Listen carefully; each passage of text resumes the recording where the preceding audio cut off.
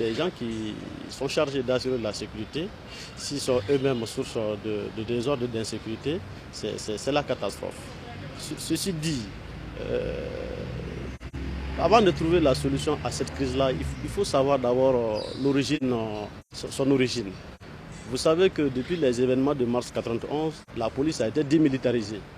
Et cette démilitarisation a eu comme principale conséquence la syndicalisation des fonctionnaires de police. Et qui dit syndicalisation dit entre guillemets liberté d'expression, même si certains policiers en abusent.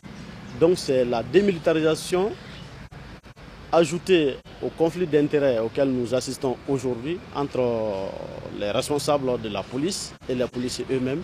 Ce sont ces deux, n'est-ce pas, causes qui expliquent la crise d'aujourd'hui.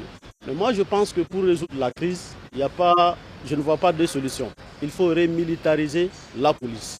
Vous voyez, il n'y a pas de syndicat à la gendarmerie, il n'y en a pas dans l'armée, encore moins au niveau de la garde nationale. Donc moi je pense qu'il faut remilitariser la police pour que les policiers, tout comme les autres porteurs d'uniforme, puissent se soumettre à la discipline militaire. Donc aujourd'hui, je crois que c'est regrettable que la police eux-mêmes ne comprennent pas que ne pas appartenir à un même syndicat ne veut pas dire qu'on est des ennemis. Au contraire, ce n'est même pas des adversaires, c'est des gens qui doivent s'asseoir ensemble pour discuter sur comment on doit faire pour que le pays s'en sorte. Parce qu'on est dans une période de crise là. Au lieu d'aller se tirer les balles là-dedans, mais ils doivent utiliser pour sauvegarder et sécuriser la population, mais pas eux-mêmes. Je crois que c'est une incompréhension qu'il faut quand même les expliquer. Et je disais plutôt que c'est une question de formation, qu'il faut les former, les éduquer dans ce sens-là. Si cela ne va pas, donc on les militarise et puis c'est tout. Plusieurs posent le problème en termes de police militarisée ou démilitarisée. Je crois que dans le monde, il y a beaucoup de pays où la police n'est pas militarisée, où la police est souvent au service des communautés organisées, des municipalités, et ne font pas partie de l'armée. Mais ce n'est pas pour autant que les gens se tirent dessus. Je crois que ce qui se passe au niveau de notre police aujourd'hui, c'est étroitement lié à la situation de déconfiture générale dans laquelle le pays se trouve. C'est le signe évident d'une indiscipline, c'est le signe évident d'un manque de citoyenneté de cette frange de la population. Et il est clair que le pays ne peut pas évoluer comme ça.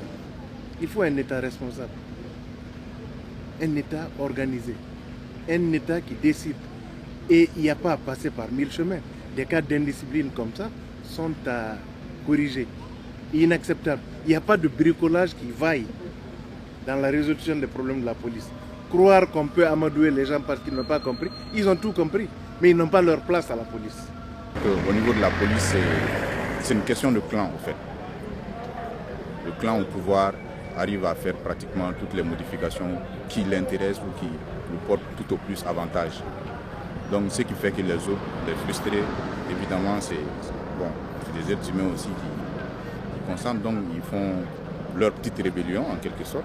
Mais je pense que la manière n'y est pas, surtout qu'on a vu récemment la perte en vie humaine d'un jeune soldat, chose qu'on aurait pu éviter si on avait eu un dialogue à la table.